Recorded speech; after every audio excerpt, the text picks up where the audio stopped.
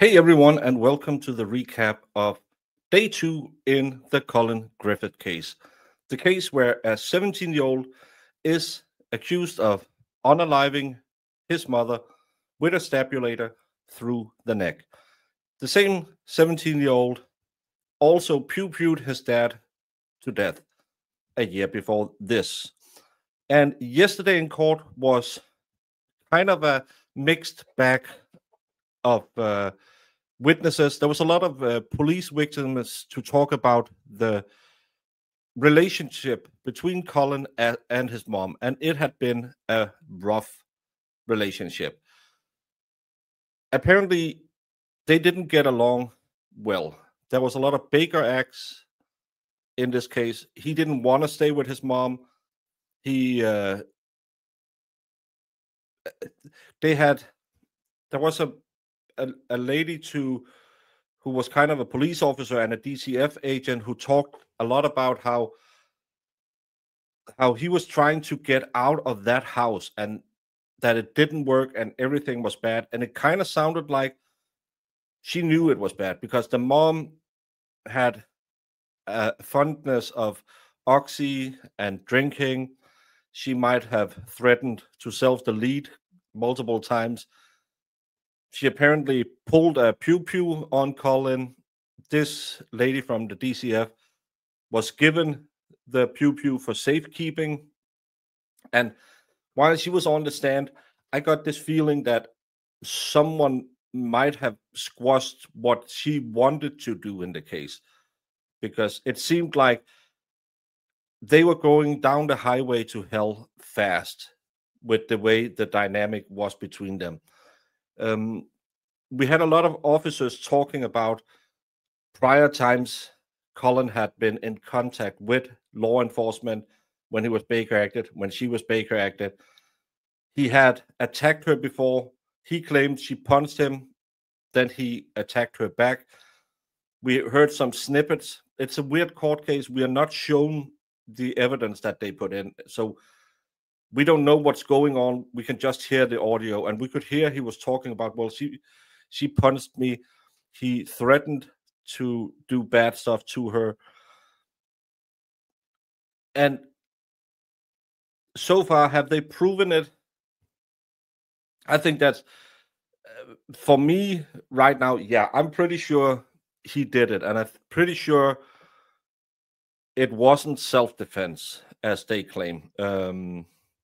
But again, it's for the defense to come back and prove that. But do I believe that it came out of the blue? Absolutely not. I believe it was a very, very toxic household. I believe that this mom and this son were bad for each other. We heard that she had ring videos all over the house. And as someone said, well, if she thought that he had unalived the dad, maybe she wanted a camera to keep an eye on him.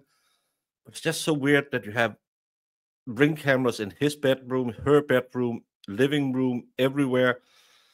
And we heard snippets from it, and we heard how what sounded like everyday situations. They had an argument, and they had an argument about hanging pictures on the wall. And he said, well, there's no studs there, so you can't hang it. And then she called someone yelling that, well, he's lazy and you can't do it because it's not going to be a picture. It's going to have picture frames on it. So it's not like it's a shelf, it's blah, blah.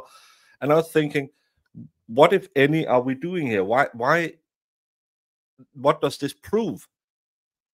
And the officer who was on the stand the last, who is the lead investigator in the case,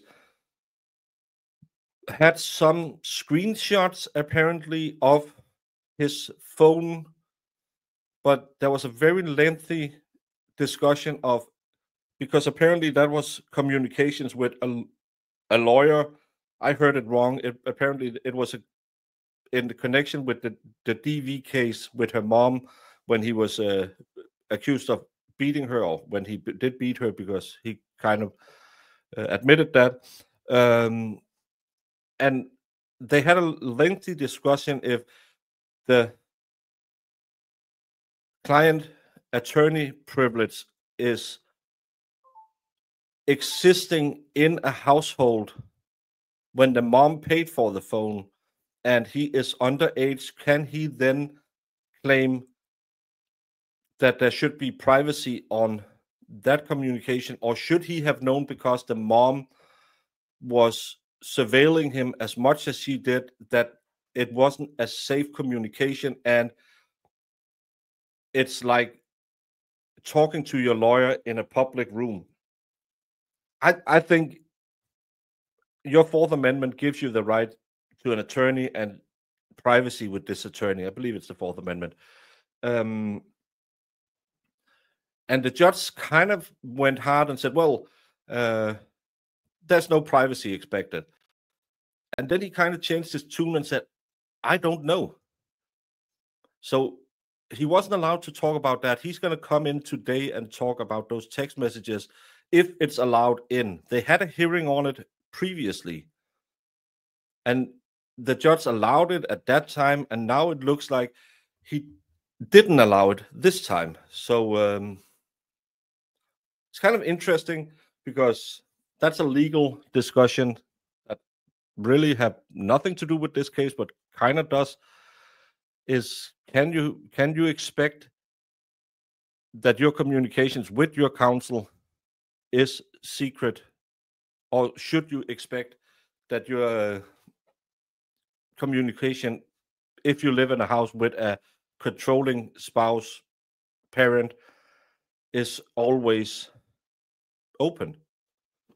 That's the most interesting thing, because we spent an hour where I was drawing and throwing a ball around, listening to what sounded someone washing up, and they yelled at each other a little bit.